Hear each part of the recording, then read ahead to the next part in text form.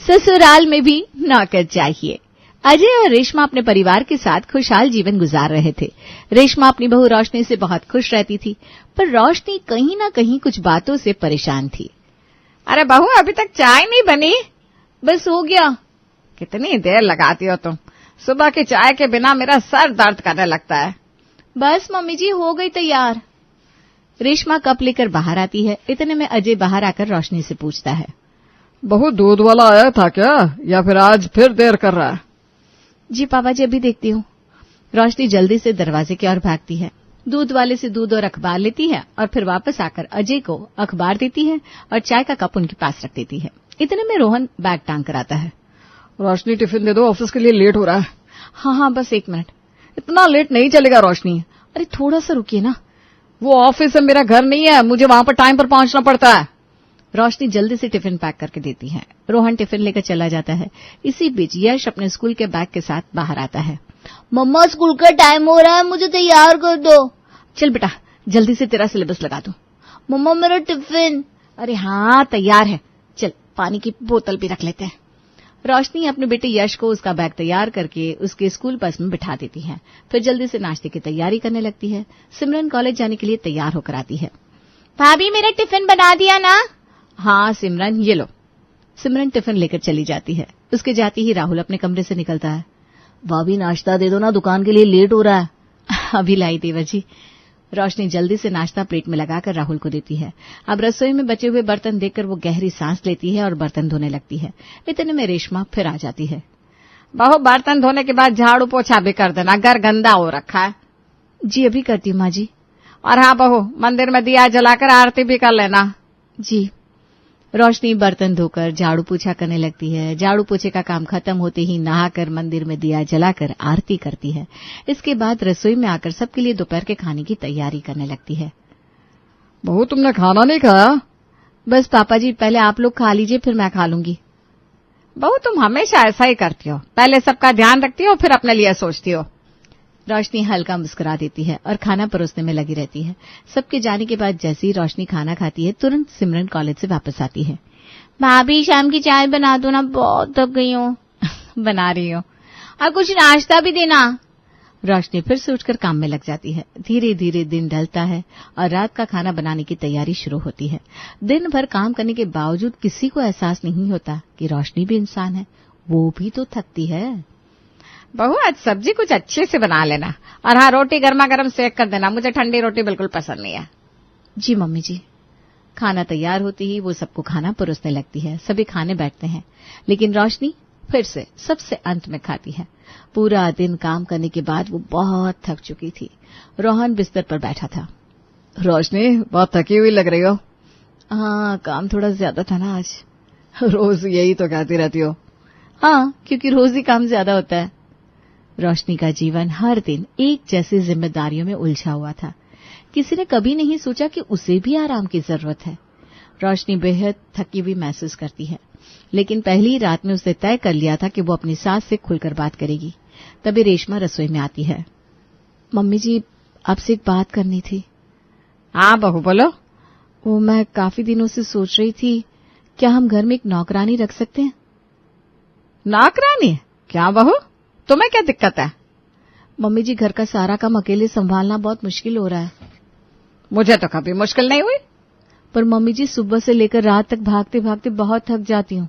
अरे तो थोड़ा आराम कर लिया करो। मम्मी जी, अगर कोई मदद करने के लिए हो तभी तो थोड़ा आराम करने का वक्त मिलेगा ना।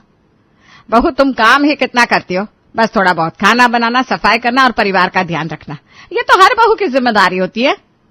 मम्मी जी, ये थोड़ा बहुत काम सुबह से लेकर रात तक चलता रहता है। 24 घंटे कोई खाना नहीं खाता बहू। पर मम्मी जी, मैं तो सुबह सबसे पहले उठती हूँ, सबके लिए चाय बनाती हूँ, टिफिन तैयार करती हूँ, नाश्ता, सफाई, पूजा, बाजार से सामान लाना, दोपहर और रात का खाना बनाना और फिर बर्तन धोकर सोने जाना। ये काम तो खत्म ही नहीं होते। तो ये तो हर औरत का जीवन है। मेरी भी शादी हुई थी, मैंने भी काम किया है, तब मैंने तो नौकर रखने के बारे में नहीं सोचा। लेकिन मम्मी जी, जमाना बदल गया है, आजकल औरतें भी आराम की हकदार हैं। अरे तो मना किसने किया है आराम के लिए? पर मम्मी जी, अगर घर में कोई नौकरानी होगी तभी तो मेरा बोझ हल्का होगा ना। बहू, घर का काम कोई बोझ नहीं होता, ये घर चलाने का तरीका होता है। मैं समझती हूँ मम्मी जी। अगर तुम इस घर की बहू हो तो तुम्हारी जिम्मेदारी है कि तुम सबका ध्यान रखो। लेकिन मम्मी जी ये सब अकेले करना बहुत मुश्किल होता है। बस बहू, ये नौकर चाकर रखने की बात मेरे सामने मत किया करो। मैं भी इंसान हूँ, मुझे भी आराम चाहिए। बहू, काम करने से कोई मरता नहीं है। अगर तुम सही से टाइम मैनेज करो तो कोई दिक्कत नहीं होगी। मम्मी जी टाइम मैनेज करने की बात नहीं है। तो क्या चाहती हो? मैं हर समय कुछ न कुछ कर ही रही होती हूँ, कभी खुद के लिए बैठने का समय ही नहीं मिलता। हाँ, तो तुम चाहती हो कि आराम से बैठकर मोबाइल चलाओ, टीवी देखो और हम सब काम करें, हैं? नहीं मम्मी जी, मैं सिर्फ इतना चाहती हूँ कि कुछ काम बढ़ जाए ताकि मैं भी थोड़ा चैन की सांस ले सकूं। बहू, तुम्हें इस घर में आराम करने के लिए नहीं बल्कि घर संभालने के लिए लाया गया है, ये भूलो मत। लेकिन मम्मी जी अब समय बदल गया है। पहले संयुक्त परिवारों में सब मिलकर काम करते थे, पर अब हर किसी के पास अपना काम है। अगर थोड़ी मदद मिल जाए तो इसमें गलत क्या है? गलत यही है कि तुम इस घर की बहू होकर नौकर रखने की बात कर रही हो। पर अगर हर बहू यही सोचने लगे तो घर में प्यार और अपनापन कैसे रहेगा? मम्मी जी प्यार और अपनापन काम से नहीं, आपसी समझ और सहयोग से आता है। अब तुम मुझे सिखाओगी? नहीं मम्मी जी, पर अगर काम थोड़ा बढ़ जाए तो घर का माहौल भी अच्छा रहेगा। तो तुम क्या कहना चाहती हो कि अभी घर का माहौल अच्छा नहीं है? मम्मी जी मैंने ऐसा नहीं कहा, मैं सिर्फ इतना कह रही हूँ कि अगर कोई छोटी मोटी मदद मिल जाए तो मेरी जिंदगी थोड़ी आसान हो जाएगी। बहू, ये सब ना बहाने हैं। असली औरत वही होती है जो अपने घर को खुद संभाले। मम्मी जी ये मेरी जरूरत है। बस बहुत हो गया, इस घर में नौकर रखने की कोई जरूरत नहीं है। रोशनी चुप हो जाती है क्योंकि वो जानती थी कि अब कुछ बोलने का कोई फायदा नहीं। आखिरकार वो अपने मन की बात कहने के लिए अपनी माँ अनीता को फोन करती है। फोन की घंटी बजती है, अनीता फोन उठाती है। हेलो बेटा, कैसी है?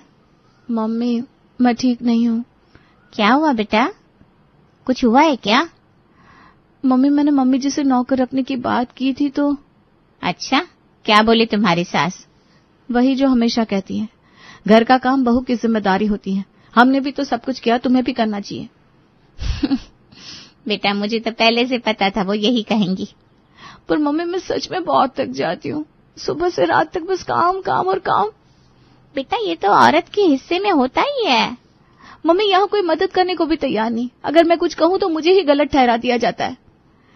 बेटा अगर तुम्हारी सास का यही आखिरी फैसला है तो अब एक ही रास्ता बचता है। कौन सा रास्ता मम्मी? काम उल्टा करते। क्या मतलब? मतलब ये कि जितना काम तुझसे करवाया जा रहा है तू सब सही तरीके से मत कर, धीरे धीरे गड़बड़ी करना शुरू कर। लेकिन मम्मी अगर उन्होंने गुस्से में कुछ कह दिया तो? बेटा कभी कभी लोगों को एहसास तभी होता है जब उन्हें खुद परेशानी होने लगती है। लेकिन मम्मी। बेटा जब तक तू बिना किसी शिकायत के सब कुछ सही करती रहेगी उन्हें ये महसूस ही नहीं होगा कि तुझ पर कितना बोझ है। तो मुझे क्या करना चाहिए? देख, सबसे पहले बर्तन गंदे धोना शुरू कर दे। कभी साबुन कम लगा, कभी ठीक से मत रगड़। अगर कोई पूछे तो कह देना मैंने तो पहले ही कहा था मुझसे काम नहीं हो रहा। ठीक है। फिर कपड़े धोने में भी लापरवाही कर। कभी कभी एक दो कपड़े ठीक से धुले ना हो, कभी सफेद कपड़ों में हल्का रंग रह जाए। अच्छा, और? झाड़ू पोछा भी हल्का हल्का कर, कोनों में थोड़ी धूल रहने दे। पोछा तो कभी कभी ही सही से लगाना। और बाकी काम? कभी कभी दूध और अखबार लेना भूल जा। अगर तेरे ससुर जी या तेरी सास को अखबार ना मिले या चाय के लिए दूध ना हो तो सबसे ज्यादा परेशानी किसे होगी? उन्हें ही तो होगी। लेकिन मम्मी अगर सब ज्यादा गुस्सा हो गए तो? अरे गुस्सा तो होंगे लेकिन 2-3 बाद खुद ही कहेंगे घर में कोई मदद करने वाला चाहिए। क्या ऐसा मुमकिन है? बेटा जो तू हमेशा सबका काम सही सही करके दिखाती है ना, इसीलिए उन्हें तेरी मेहनत की कद्र नहीं है। ऐसा करने से कोई ज्यादा बड़ी प्रॉब्लम तो नहीं होगी ना? अरे नहीं, बस एक बार उन्हें खुद परेशानी महसूस होने दे, फिर देखना वही तेरे सामने नौकर रखने की बात करेंगे। सच कह रही हो मम्मी? बिल्कुल। जब तक लोग तकलीफ महसूस नहीं करते तब तक उन्हें लगता है कि सब ठीक चल रहा है। ठीक है मम्मी, अब मैं देखती हूँ कब तक वो बिना नौकर के घर संभाल सकते हैं। बस यही तरीका है बेटा, कभी कभी थोड़ा चतुर बनना भी जरूरी होता है। हाँ मम्मी, अब तो मैं थोड़ा स्मार्ट बन के ही दिखाऊंगी। दोनों हंसती हैं, फोन कट जाता है। वो मन ही मन तय कर लेती है कि अब वो हर काम उतना ही करेगी जितना उसे ठीक लगे। अगले दिन सब खाने की टेबल पर बैठते हैं और सबकी थाली में कुछ न कुछ गंदा लगा हुआ था। यह क्या है बहू, बर्तन अच्छे से धोए नहीं गए? मेरी थाली में तो कुछ चिपचिपा लग रहा है। मेरी चम्मच भी ठीक से साफ नहीं है, साबुन लगा हुआ है। भाभी ये क्या, पहले तो ऐसा कभी नहीं हुआ। मैं अकेले इंसान हूँ, इतना सब कुछ मुझसे अकेले नहीं हो पाता, मुझे एक नौकर की जरूरत है। बहू ये क्या नया तरीका है, पहले तो ऐसा कभी नहीं हुआ। पहले भी मैं ही सब कुछ करती थी और अब भी मैं ही कर रही हूँ, बस अब थकने लगी हूँ। अकेले इंसान से हर काम परफेक्ट नहीं हो सकता। रेशमा कुछ कहने वाली थी कि अजय अखबार उठाने के लिए हाथ बढ़ाता है, लेकिन वहां अखबार था ही नहीं। अरे आज अखबार नहीं आया क्या? हाँ पापा, मैं भी नोटिस कर रहा हूँ। ए बहू, अखबार लाना भूल गई है क्या? हाँ, इतना सब कुछ मुझसे अकेले नहीं हो पाता। मैं यश को स्कूल जल्दी भेजने की चक्कर में भूल ही गई। रेशमा उसे घूर कर देखती लेकिन कुछ कहती नहीं। अजय थोड़ा असहज महसूस करते लेकिन ज्यादा ध्यान नहीं देते। तभी सिमरन अपने दूध के गिलास को देखती है और नाक सिकोड़ लेती है। भाभी ये दूध थोड़ा अजीब सा लग रहा है। मुझे भी लग रहा है कि दूध में कुछ गड़बड़ है। बहू दूध ठीक से उबाला नहीं है क्या? मम्मी जी, मैं दूध लेना ही भूल गई थी, ये तो पाउडर वाला दूध है। भूल गई? लेकिन ऐसा तो कभी नहीं हुआ। इतने सालों से ये सब माँ अकेले ही कर रही थी, पर अब मुझसे सब कुछ नहीं संभला जाता। मेरी तबीयत अंदर से खराब रहती है। टेबल पर कुछ देर तक सन्नाटा छा जाता है। राहुल धीरे से अपनी चाय रख देता है क्योंकि बिना दूध की चाय उसे फीकी लग रही थी। रेशमा खुद को संयमित करते हुए कहती है, बहू तो ये सब जानबूझकर कर रही है ना? नहीं मम्मी जी, मुझसे सच में ज्यादा काम नहीं हो पा रहा है। अरे पर पहले तो तुझे कोई दिक्कत नहीं होती थी, फिर अचानक ये सब। मम्मी जी, पहले भी दिक्कत होती थी पर मैंने कभी कुछ कहा नहीं। अगर घर में कोई मदद करने के लिए होगा तो कोई परेशानी नहीं होगी। रेशमा कुछ देर तक सोचती रहती है। टेबल पर बैठे सभी लोग असहज महसूस करने लगते हैं क्योंकि घर का माहौल पहले कभी ऐसा नहीं हुआ था। थोड़ी देर बाद रेशमा गहरी सांस लेती है और अपना फैसला सुनाती है। ठीक है बहू, मैं देखती हूँ किसी को। मतलब ये है कि मैं कोई नौकर रखने के लिए देखूंगी। मम्मी जी, बस थोड़ा सा सहारा ही काफी है। टेबल का माहौल हल्का हो जाता है। रोशनी को समझ में आ जाता है कि काम में ढील देने से नौकर रखा जा सकता है। अब वो सोचने लगती है कि अगर खाना खराब बनाया जाए तो शायद खाना बनाने के लिए भी कोई आ जाए। ये दाल में इतना पानी क्यों है, कोई स्वाद ही नहीं आ रहा।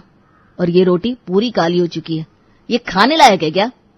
भाभी आज ध्यान नहीं दिया क्या? पहले तो ऐसा नहीं होता था। हाँ भाभी, ये खाना तो ठीक से खाया ही नहीं जा रहा। रेशमा ध्यान से रोशनी को देखती है। उसे पहले से ही शक था कि रोशनी कुछ ऐसा करने वाली है। वो ठंडी आवाज में पूछती है, बहू ये खाना ऐसा क्यों बनाया? मम्मी जी, आज सुबह से सिर बहुत दर्द कर रहा था, इसलिए ध्यान नहीं दे पाई।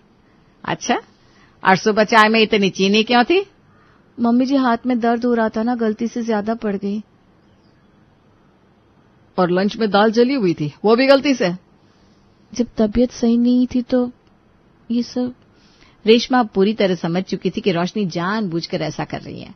वो मन ही मन मुस्कुराती है और फिर गंभीर होकर कहती है, ठीक है बहू, अब से तू अकेले खाना नहीं खाएगी, हम सबके साथ एक ही टेबल पर बैठकर खाना खाएगी। जो भी बनाया जाएगा वही सब खाएंगे और तुझे भी वही खाना पड़ेगा। रोशनी चौंक जाती है। उसने तो सोचा था कि उसकी सास खाना बनाने के लिए भी नौकर रख लेगी, लेकिन अब तो उसे भी यही जला और बेस्वाद खाना खाना पड़ेगा। धीरे धीरे वो समझ जाती है कि उसकी चाल उसी पर उल्टी पड़ गई है। वो मन ही मन सोचती है, अगर मैंने कच्चा या जला हुआ खाना बनाया तो मुझे भी वही खाना पड़ेगा, इससे तो मेरी ही तबीयत खराब हो जाएगी। अगले दिन भी यही सिलसिला चलता है। रोशनी फिर से बेस्वाद खाना बनाती है, लेकिन अब तो उसे भी वही खाना पड़ता है। धीरे धीरे उसे एहसास होने लगता है कि इस तरकीब से उसे ही नुकसान हो रहा है। एक शाम जब सब खाना खा रहे थे, रेशमा उसे अपने पास बुलाती है और प्यार से समझाने लगती है। बहू, मैं तुझे एक बात समझाना चाहती हूँ। जी मम्मी जी। तेरी बाकी परेशानियां सही थी, इसलिए मैंने नौकर रख लिया, लेकिन खाने का क्या? वो मतलब तबीयत ठीक नहीं थी तो। बहू, खाना बनाना कोई बोझ नहीं है, बल्कि एक जिम्मेदारी और अपनापन होता है। पर मम्मी जी, मेरे ऊपर बहुत काम था। हाँ, तो मैंने इसलिए नौकर रख दिया ना। सफाई, बर्तन और बाकी काम की तो चिंता तुझे अब करनी नहीं पड़ती। हाँ, पर मैंने जानबूझकर नहीं किया। बहू, खाने का स्वाद तेरे हाथों से ही अच्छा लगता है। घर में हर किसी को बहू के हाथ का खाना ही पसंद आता है। रेशमा सही कह रही है बेटा। भले ही काम में मदद के लिए किसी को रख लिया जाए, लेकिन खाने में माँ और तुम्हारे हाथ का स्वाद ही सबसे अच्छा होता है। हाँ भाभी, पहले वाला स्वाद ही नहीं आ रहा। भाभी प्लीज पहले जैसा अच्छा अच्छा खाना बनाओ ना। रोशनी को अब अपनी गलती का एहसास हो जाता है। वो शर्मिंदा होकर सर झुका लेती है और फिर मुस्कुराते हुए जवाब देती है, आप सब सही कह रहे हैं। काम का बोझ कम करने के लिए मदद की जरूरत थी, लेकिन खाना मैं ही बनाऊंगी। अब से पहले जैसा ही स्वादिष्ट खाना मिलेगा। यह हुई ना परफेक्ट बहू वाली बात। सब खुश हो जाते हैं। अगली सुबह जब नाश्ते के टेबल पर सब बैठते हैं तो इस बार हर किसी की प्लेट में गरम गरम मुलायम रोटियां, स्वादिष्ट दाल और बढ़िया सी बनी हुई सब्जी होती है। घर का माहौल पहले जैसा खुशनुमा हो जाता है और रोशनी भी संतुष्टि से मुस्कुरा देती है।